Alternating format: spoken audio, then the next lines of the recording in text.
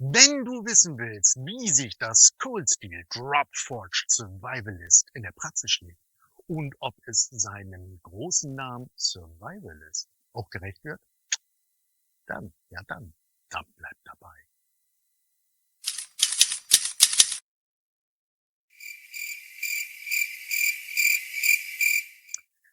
Aloha, hi und ein herzliches Willkommen hier auf meinem kleinen rumpeligen Bushcraft und Outdoor-Kanal Fesebusch. Schön, dass du wieder eingeschaltet hast.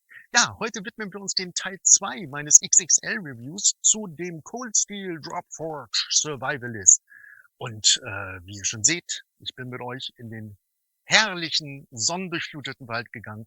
So, wir schauen jetzt mal einfach, ob wir ein bisschen Holz finden, wo wir das Teil mal rannehmen können und richtig testen können. Ähm, eins kann ich euch jetzt noch sagen oder schon sagen. Ich habe das Messer seit dem Teil 1 nicht berührt. Es ist nach wie vor schnitttechnisch noch jungfräulich. Also, ihr werdet Zeuge sogar vom allerersten Schnitt und alles andere, was dann noch kommen mag. Ja, also, wenn ihr Bock habt, dann kommt einfach mit. Gut, fangen wir doch erstmal klein an. Der erste Schnitt, Achtung. So, fangen wir klein an. Oh, jawohl. Ah, so, okay. Buchenholz, nicht vermodert. Uiuiui. Seht ihr, wie die Späne fliegen? Okay, ja, schön.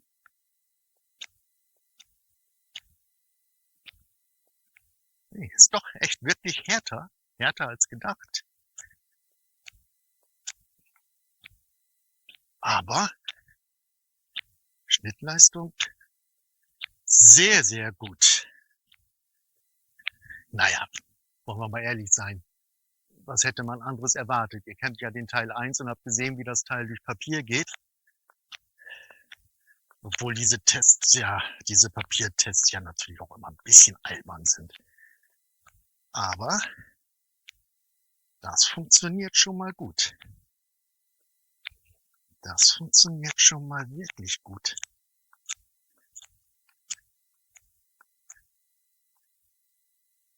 Okay.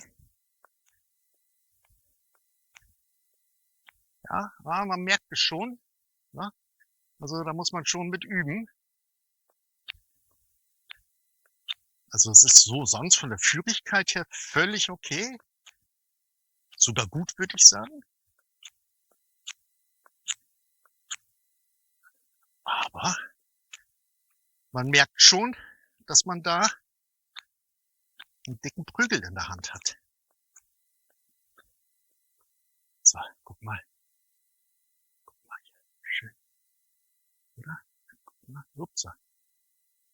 Na, komm, Fokus. Machst du das? Komm, das willst du doch. Das willst du doch machen, oder? So. Okay, erste Disziplin. Ich mache einen Spitzenstock. Gehen wir weiter an die etwas härteren Sachen.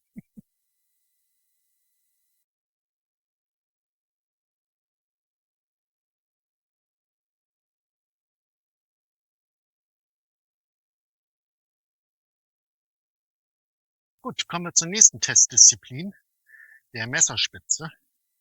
Und ich werde nie Messertests machen mit Messerspitzen, wo ich irgendwas in einen massiven Holzflock reinramme und dann da rumbreche. Nein, das geht für mich immer gar nicht. Dafür sind die Spitzen nicht gemacht und das lehne ich auch ab. Aber es ist ein Survivalist und da fällt mir natürlich primär auch das Thema Survival Fishing ein, also Köderbeschaffung. Und was liegt da näher, als morsche Holzstämme zu zerkleinern in der Hoffnung auf Maden, Würmer, Asseln etc. So, und das muss es abkönnen. Das muss es können.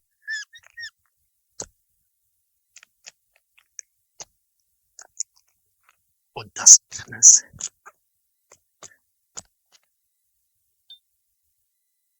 Alles super.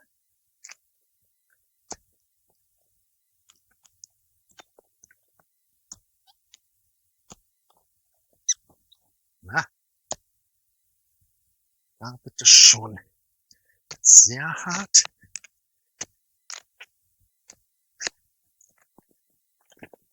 Aber das funktioniert doch super.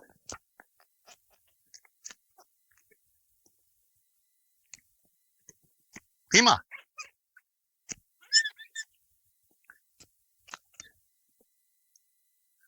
Gucken wir an die Spitze. Alles gerade, nichts verbogen. Super, so soll's sein. Das ist das Maximum, was ich mit einer Messerspitze mache. Okay, und ihr seht schon, ich habe Bock auf Hacken und das machen wir jetzt als nächstes.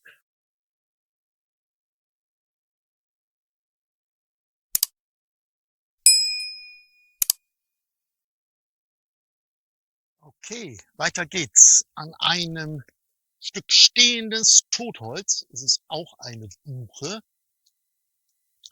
Ne, das Licht, ne, sieht ja aus wie angeleuchtet. Ne? So, und jetzt wollen wir mal gucken. Oh, das ist aber doch noch hart.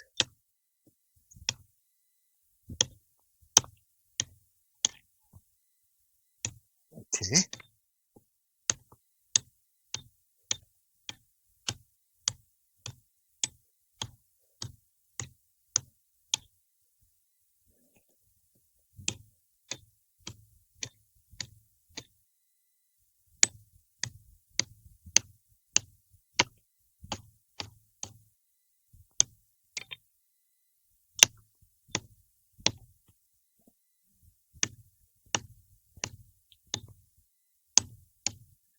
Hey, das hätte ich jetzt nicht gedacht, dass das so hart ist. Aber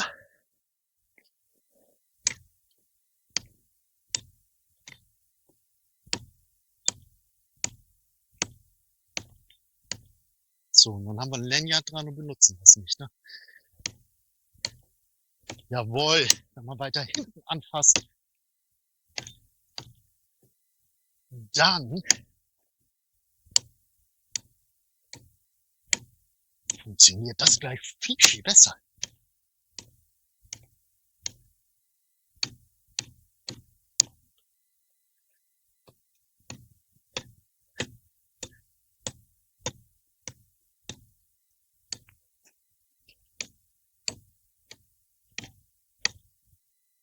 Gucken, dass es auch in die richtige Richtung fällt.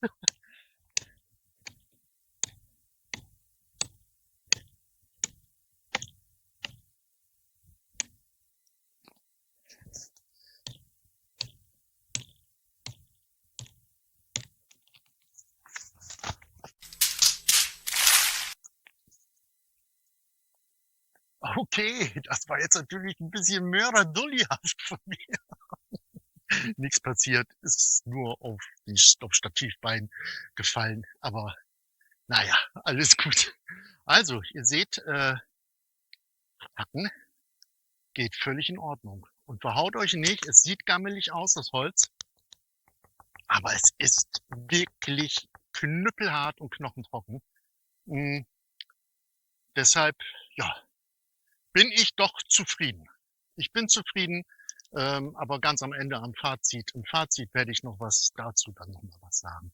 Aber ansonsten, ich denke, das kann sich sehen lassen. Einziges nur jetzt schon Learning, nicht auf die Kamera fallen lassen, aber das wichtigere Learning, unbedingt Lanyard benutzen. Unbedingt, unbedingt. Und wenn ihr das Lanyard benutzt und dann am Ende des Griffes greift, gleich viel, viel mehr Impact ins Holz. Okay? Weiter geht's zum nächsten Test. Bis jetzt hat sich das Coolskill Survivalist sehr, sehr gut geschlagen, was ich euch auch bestätigen kann. Es ist wirklich super komfortabel in der Scheide. Die Messerscheide ist top. Es rastet super schön ein. Ohne Probleme raus, rein. Alles super praktisch. Okay, schon die ersten Gebrauchsspuren sind natürlich jetzt schon da. Ja, logisch. Jetzt kommen wir nochmal zu einer heftigen, aus meiner Sicht einer heftigen Paradedisziplin. Nämlich, das seht ihr noch nicht, Zunderpilz. Und das muss ein Messer für mich können und ein Survivalisten sowieso schon. Ich bin ein riesengroßer Zunderpilz-Fan. Warum, weshalb, wieso? Vielleicht noch mal ein bisschen später. Aber auf jeden Fall, das muss es können, einen dicken, massiven Zunderpilz vom alten Holz abschlagen können oder raushebeln, rausbrechen können. Und das machen wir jetzt.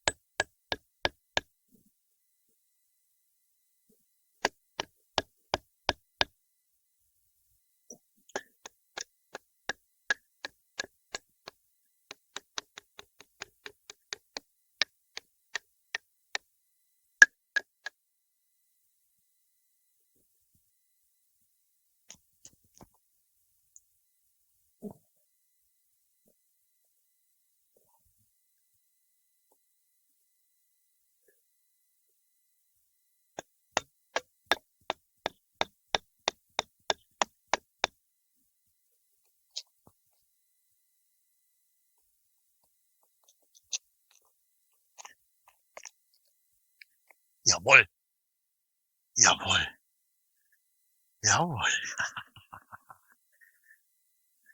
na best. Bevor wir uns jetzt dem Kollegen hier widmen, der wirklich steinhart ist, ihr kennt alte, dicke Zunderpilze. Normalerweise sollte man auch kleinere nehmen, aber ich wollte jetzt als Challenge da gleich mal einen großen abschneiden oder abhebeln. Kleines Learning, guckt mal hier. Ich bin nur einmal kurz mit der Klinge dran gekommen und schon ist das Lanyard kaputt.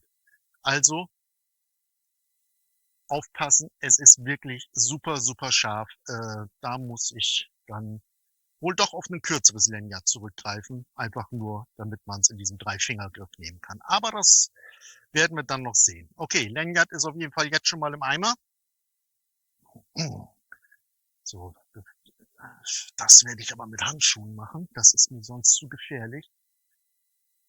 Das Zeug ist ja wirklich sowas von hart. Und es ist heftig für die Klinge. Das kann ich euch jetzt schon sagen. Also das ist etwas, wo Messer gerne bei stumpf werden. Man soll die ja auch bessern, bevor man sie schneidet.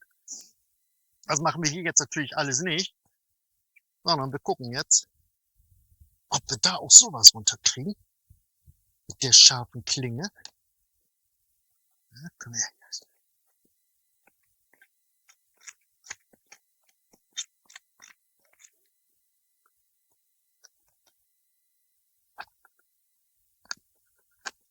Das geht. Aber sehr mühsam. Naja gut, das geht mit kaum einem Messer. Dafür ist das schon ganz okay. Machen wir mal was anderes. Machen wir mal was anderes. Genau. Oh. Oh, hallo. Oho.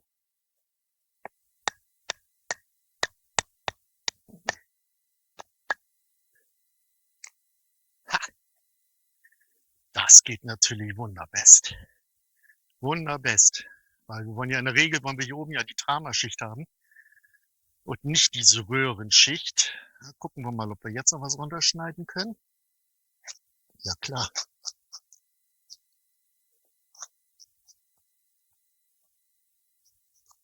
Das geht super.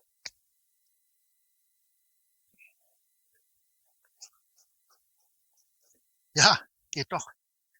Ja, man muss nur einmal eine Kante haben zum Anfang. Einmal durchbatonieren und schon funktioniert es. Super fein, super toll. Perfekte Scheibe. Ne? Wofür? Das mal in einem anderen Video. Auf jeden Fall fällt das auch im Rahmen definitiv Bushcraft. Ich würde sogar Outdoor sagen und auch tatsächlich auch Survival. Aber dazu gibt's später mal ein anderes Video. Oh, ihr guckt euch, das ist doch einfach eine Wonne. Das ist doch eine Wonne.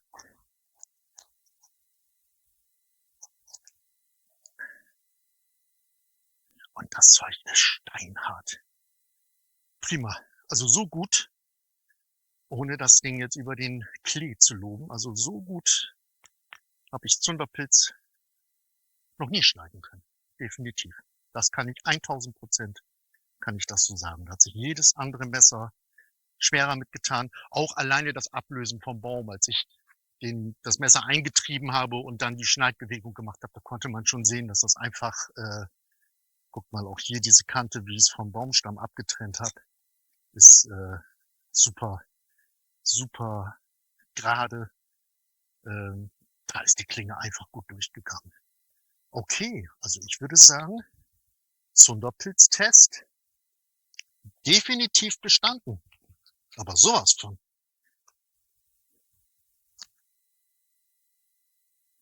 Wunderbar.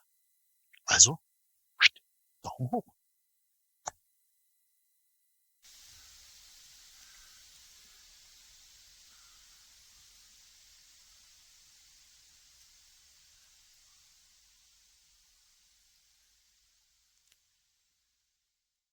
Location-Wechsel. Ich habe im Wald nämlich nichts Anständiges gefunden zum Baton, beziehungsweise wo das Messer auch gefordert wird. Und deswegen sind wir jetzt in meinem Privatbusch und da habe ich natürlich ein bisschen Holz liegen, unterschiedlichster Art. Also Thema Baton, der Hackklotz ist bereit und auf geht's. So, da sind wir.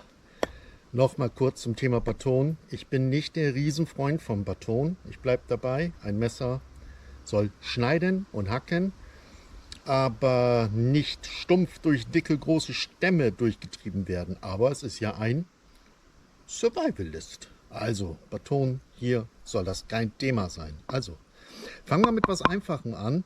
Das ist Weide. Relativ trocken, gucken wir mal.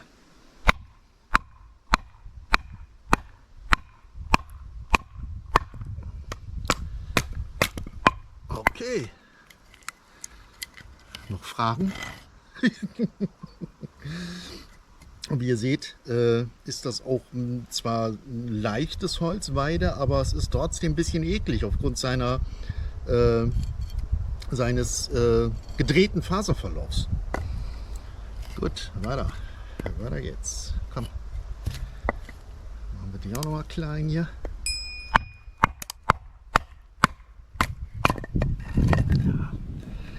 Das geht wunderbar. Das habe ich jetzt aber auch nicht anders erwartet.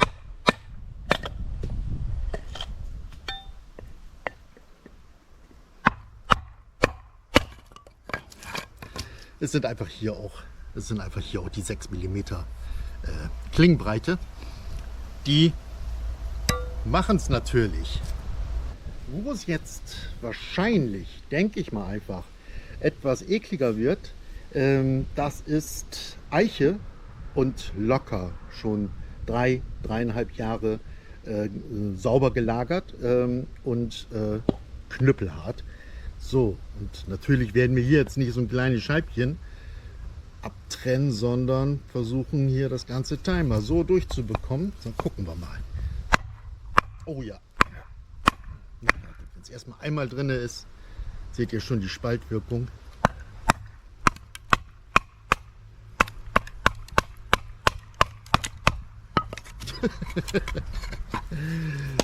Trotzdem, sehr gut. Na, komm. Trotzdem super funktioniert. Weil es so schön war. Einmal in diese Richtung hier.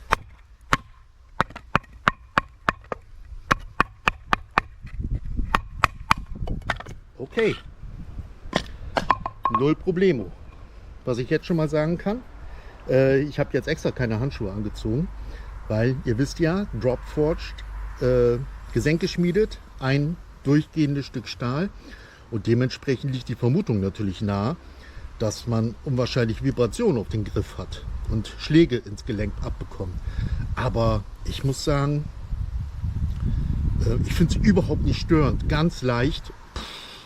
Also aus meiner Sicht nicht nennenswert und wie ihr seht, ich habe eher da so die kleineren Grabbelhände und keine dicken, fetten Handwerkerpranken. Ich bin da eigentlich schon eher so ein bisschen Pussy, aber absolut kein Ding. So, jetzt steigern wir das Ganze aber nochmal. So, jetzt lacht mich nicht aus. Dann die, was ich hier für ein kleines Stück habe, das wäre dann natürlich die richtige Hobo-Größe.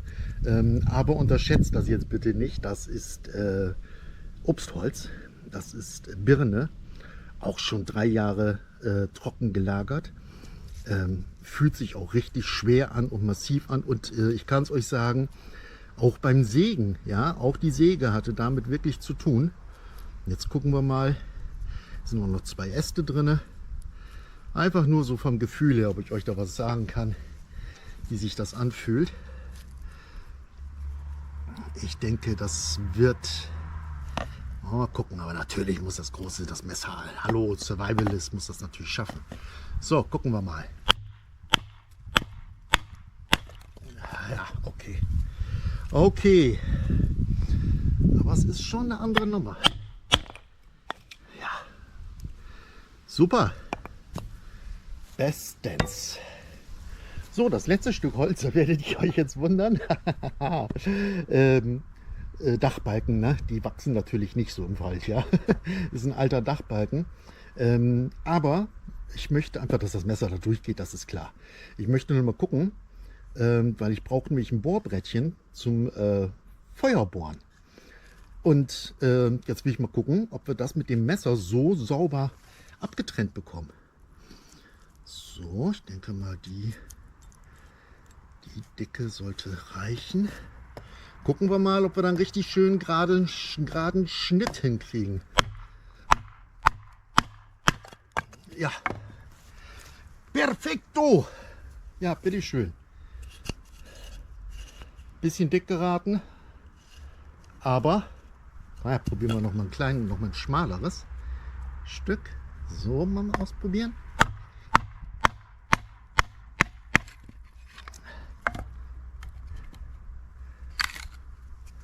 Ja, genau das wollte ich. Das wollte ich wissen, ob das funktioniert. Super, hallo, Bohrbrettchen ist fertig. Bestens. Was mir aber jetzt eben gerade aufgefallen ist, als ich das Holz wegräumen wollte. Guckt mal, das möchte ich euch noch eben kurz als Nachtrag zeigen. Seht ihr hier diese Farbe am Holz? Das ist tatsächlich Beschichtungsfarbe. Das ist Beschichtungsfarbe. Krass. Aber die Beschichtung machten bis jetzt nach wie vor einen guten Job. Gucken wir mal, wie es weitergeht. Okay, kommen wir jetzt zu dem großen Thema Zunderaufbereitung. Ich finde, es ist ein großes Thema, weil das muss ein Messer einfach können oder ein Survivalist sowieso.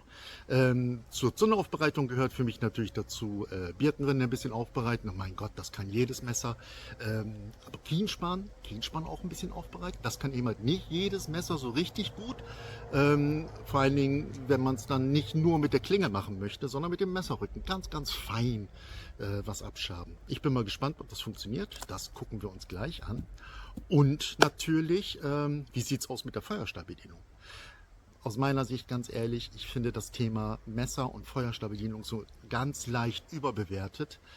Ich weiß, ich stehe mit der Meinung, oder diese Meinung ist nicht ganz so populär, denn dann mal ganz ehrlich, ja, wenn ich einen Feuerstein mitnehme, dann habe ich einen guten und funktionierenden Striker dabei. Aber auf der anderen Seite haben natürlich auch viele Leute recht oder alle Leute recht, die dann argumentieren, ja Mick, was ist denn, wenn du den Striker mal verlierst? Und dazu bin ich leider Gottes ein Kandidat, dem das sehr gut passieren kann. Und da haben dann die Menschen auch recht, die diese Meinung vertreten, da sollte das ein Messer können. Und vor allen Dingen mit dem Messerrücken. Es geht immer mit der Klinge, nur eben halt die Klinge wird massiv stumpf dabei. Und ob das mit dem Survivalist funktioniert, ich bin mir nicht so ganz sicher, denn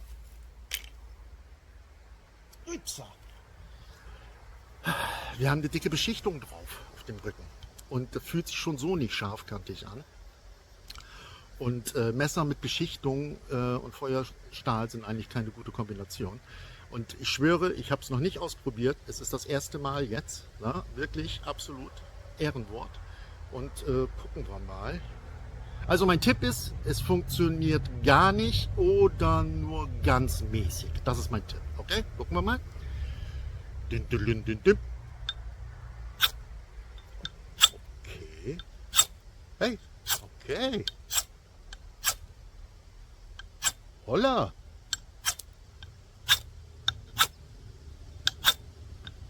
Surprise, surprise. Hätte ich jetzt nicht gedacht. Ich vergleiche das mal ganz kurz mit meinem Lieblings-Feuerstahl-Striker, nämlich den Coldsteel Mini Leatherneck. Infokarte oben links oder rechts, dazu habe ich schon ein Review gemacht. Mein absolutes, mein Goldstück. Ich liebe das Teil einfach. Ne? Als für mich das beste Neckknife, was ich bisher hatte.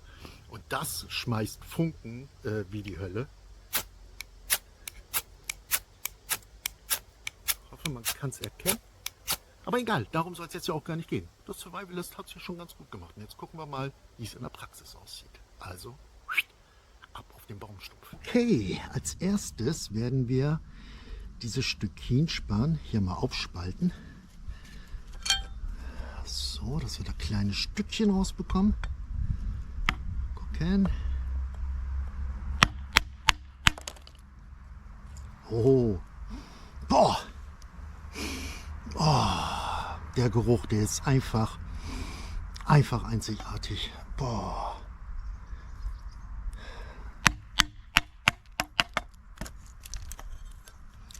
So. Das ist das bessere Stück. Okay. Ja, wir probieren es mal damit. So, da ist noch ein Ast. Den machen wir auch noch mal eben weg. Okay. Okay. So, Kienspan ist soweit aufbereitet. Beziehungsweise ready. Also, dann schnappen wir uns doch mal ein bisschen Birkenrinde. Fächern die mal ein bisschen vorsichtig auf.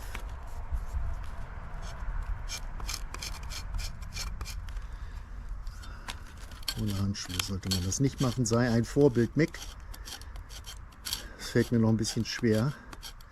Seht mir das bitte nach.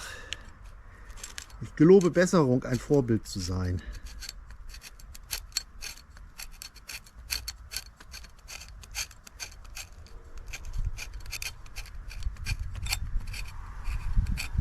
Ich hoffe, es bleibt ein bisschen windstill. Hey! Kaum ausgesprochen. Kommt die erste Brise. Okay. Ich denke, das soll es gewesen sein. Okay. Gucken wir mal, dass wir da mal erstmal so ein kleines, dickeres Stück.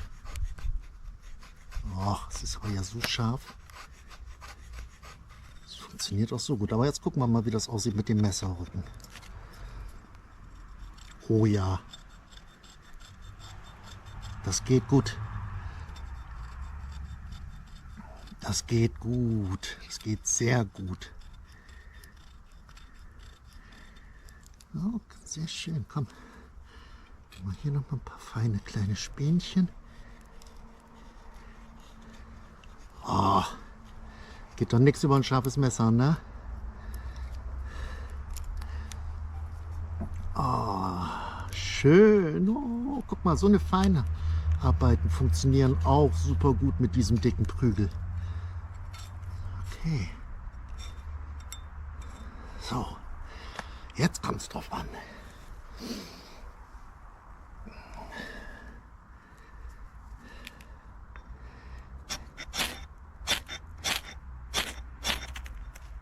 Jawohl, da ist es. Da ist es. Wir haben Feuer gemacht mit dem Coldsteel Drop Forged Survivalist. Cool. Cool. Ich freue mich. Ich freue mich. Bam, check. Supi. So, jetzt habe ich eben in der ganzen Feuerhysterie gar nicht gemerkt, dass die Kamera ausgegangen ist und das Feathersticking hier gar nicht aufgenommen hat. Ne, also, guckt mal. Ich habe es wirklich, wie gesagt, vorher noch nie gemacht.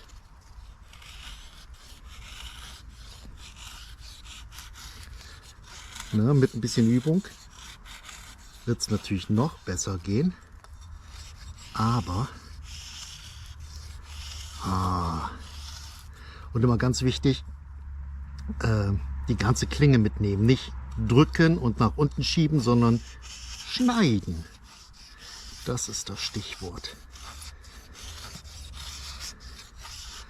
So, also ich denke, das ist okay. Ja, mit ein bisschen Übung wird es natürlich noch besser.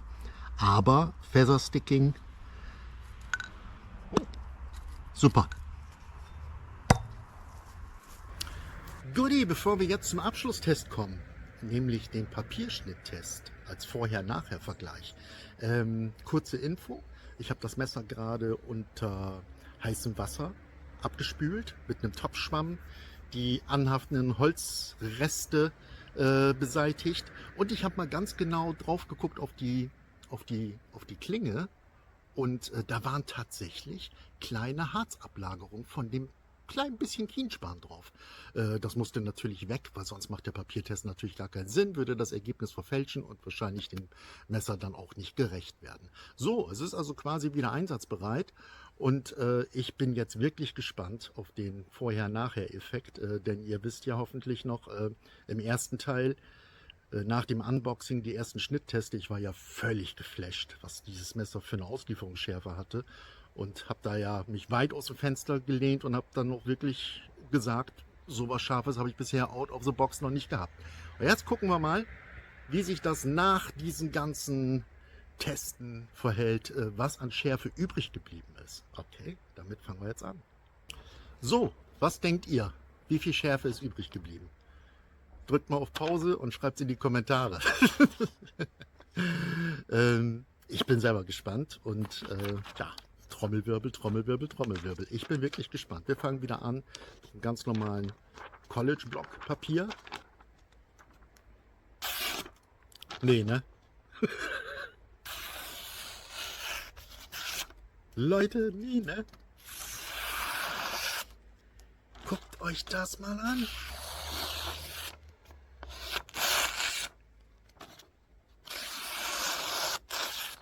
Ja, da ist so eine ganz minimale kleine Stelle, wo er hängen bleibt. Aber damit hätte ich ja nie gerechnet. Das ist ja bombastisch.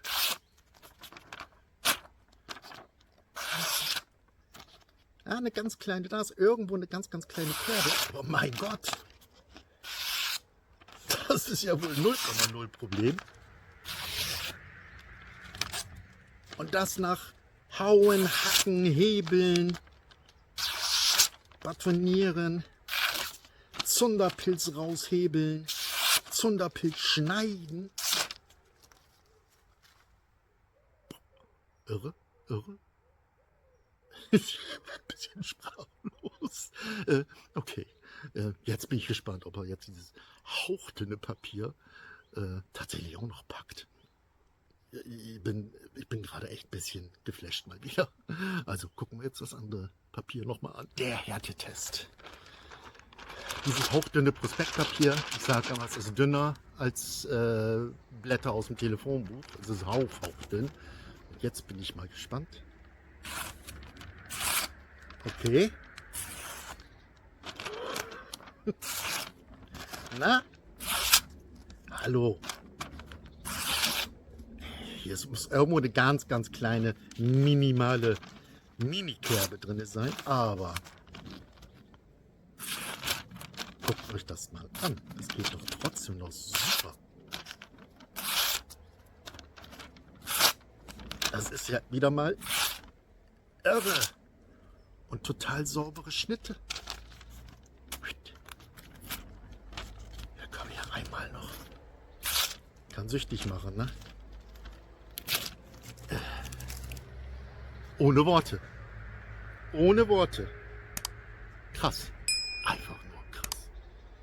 Wir sehen uns im Fazit. Ja, kommen wir nun zum Fazit. gar nicht so einfach. Denn auf der einen Seite gäbe es nämlich sehr, sehr viel zu sagen und auf der anderen Seite habe ich schon sehr viel dazu gesagt.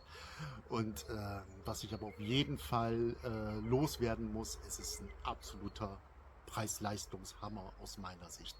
Denn wir reden hier nach wie vor über ein Messer unter 100 Euro. Ich blende euch mal eben kurz einen Screen ein, zu welchem Preis ich das Messer bei Cold Steel, bei Knife and Tools erworben habe.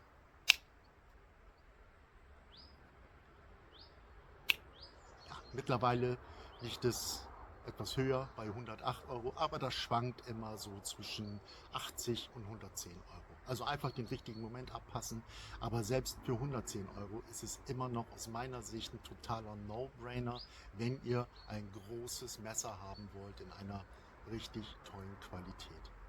Dass das Messer auch nach 2 Jahren Benutzung noch viel Spaß machen kann und dass die Beschichtung gar nicht so schlecht ist, dazu möchte ich einen Kommentar oder 2 Kommentare eines Zuschauers von mir kurz einblenden. Nämlich der gute Jesse hatte sich in den Kommentaren dazu geäußert und das blende ich euch jetzt mal eben kurz ein.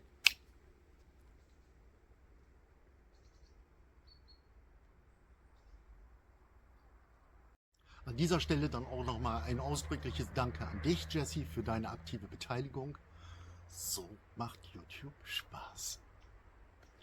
Gut, was gibt es noch zu sagen? Rein aus der Praxis. Mensch, was habe ich noch nicht so richtig unterstrichen? Doch, oh ja. Okay, über die Beschichtung haben wir gesprochen. Es ist alles noch tutti, tutti, tutti. Beim Batonieren, du bekommst keine Schläge ins Handgelenk. Das ist wirklich ganz, ganz moderat. Absolut super. Und die Messerscheide, die habe ich ja im Bushcraft-Keller dann erst am Anfang so ein bisschen mit gemischten Gefühlen gesehen, dann doch gelobt, weil da nichts rattelt und was weiß ich, weil da wohl was nachgebessert wurde. Aber ich habe sie ja nun auch in der Praxis getestet. Und ich bin wirklich mit dem Messer ein bisschen rumgelaufen. Und auch wenn ich nach wie vor dieses Gurtband ein bisschen schlabberig finde, es ist total prima. Ja, weil der Verschluss ist einfach, der ist einfach göttlich. Ja, der ist einfach wirklich göttlich. Du kannst es so einfach an den Gürtel anschnallen, abmachen und du musst noch nicht mal den Druckknopf treffen. Das Klettband ist so dermaßen stark, einmal zudrücken und das Messer hält bombensicher am Gürtel. Da ich mir auf die Fahne geschrieben habe, auch ein Einsteigerkanal sein zu wollen, gibt es natürlich jetzt noch eine wichtige Sache, auf die ich hinweisen muss. Das Messer unterliegt natürlich dem Führungsverbot. Das heißt, nach dem Waffengesetz Paragraph 42a dürft ihr das Messer nicht im öffentlichen Raum mitführen. Das geht nur unter ganz bestimmten Umständen. Ihr dürft es nicht nur mitführen, sondern dann auch benutzen. Aber da steht alles explizit im Waffengesetz Paragraph 42a. Also googelt da bitte und schaut, ob diese Ausnahmen auf euch zutreffen können und setzt euch damit intensiv auseinander. Wie gesagt, ich bin kein Rechtsberatungskanal, ich möchte es nur erwähnen, weil es ist eben halt wichtig. Braucht man denn nun so ein großes Messer? Da sage ich ganz klar, nein. Ist es aber toll, so ein großes Messer unter bestimmten Bedingungen und Szenarien zu haben? Da sage ich ein ganz klares Ja. Denn meiner Meinung nach ist es eben halt einfach so, dass ein großes Messer alles kann, was ein kleines Messer auch kann. Nur nicht so gut. Aber ein kleines Messer kann bei weitem nicht das, was ein großes Messer kann. Und deshalb hat ein großes Messer für mich persönlich durchaus seine absolute Bedeutung und auch Rechtfertigung unter bestimmten Bedingungen. Ist das Dropforged Survivalist denn nun diese wohlberühmte One-Tool-Option? Ich tue mich damit schwer, da ein ganz klares Ja oder Nein zu sagen. Ich sag's mal so, ja, es kann eine One-Tool-Option sein, weil es einfach wahnsinnig viele Dinge erfüllt, die für mein Empfinden eine One-Tool-Option mit sich bringen muss. Ist das nun der heilige Gral? Das muss jeder für sich selbst entscheiden. ich kann einfach nur sagen, für den Preis und für die Leistung ist es schon so etwas wie ein heiliger Gral, denn was Besseres kenne ich nicht. Da bist aber natürlich auch du gefragt. Vielleicht hast du den einen oder anderen Geheimtipp? Ja, dann schreib es mir aber bitte ganz, ganz schnell in die Kommentare. Bedingung 80 bis maximal 110 Euro. Darüber reden wir hier. Und da ist für mich persönlich das Teil bisher umgeschlagen. Wenn mich jetzt jemand fragt, hat das Messer denn überhaupt gar keine Nachteile? Da muss ich eins noch ganz klar anfügen. Doch, es hat einen Nachteil. Aufgrund des hohen Kohlenstoffgehaltes ist es einfach so, dass das Messer Pflege braucht. Ja, es rostet ansonsten und es rostet schnell. Es rostet wirklich, wirklich, wirklich schnell. Also wenn ihr ein paar Tage draußen im Busch seid, dann um Gottes Willen nicht feucht irgendwie in den Keller, dann habt ihr eine böse Überraschung. Aber es ist ja alles gar nicht wild. Ja? Es reicht ja schon nach der Benutzung einmal am Bein abtrocknen und dann in die Messerscheide und ein bisschen Pflege. Das heißt einfach nur ein Tropfen Ballistol links, ein Tropfen Ballistol rechts, schön mit dem Finger einschmieren und dann ist alles tutti. Dann passiert damit nichts, dann werdet ihr Ewigkeiten Freude an diesem Messer haben und es wird immer zuverlässig sein. Und jetzt komme ich aber auch wirklich zum Ende. Sowieso schon wieder viel zu lang geworden alles. Also, Kaufempfehlung, ganz klar Doppeldaumen nach oben und ich hoffe, ihr hattet ein wenig Spaß mit dem Video. Vielleicht konnte ich dem einen oder anderen helfen. Es waren ja insgesamt 2 Videos. Der zweite Teil, der erste Teil, den verlinke ich nochmal eben da oben als Infocard, irgendwo links oder rechts. Und wenn ihr Interesse habt, schaut da auch nochmal rein. Und ansonsten, ja, bedanke ich mich für eure Aufmerksamkeit und ich hoffe, dass wir uns in einem der nächsten Videos wiedersehen, wie ihr mich unterstützen könnt. Ihr kennt das Spiel. Es wäre mir nach wie vor wirklich eine Ehre, wenn du meinen Kanal abonnieren würdest, und über einen Daumen nach oben freue ich mich. Und wenn es dir nicht gefallen hat, dann bitte ich dich auch ausdrücklich darum, mit einem Daumen nach unten zu geben.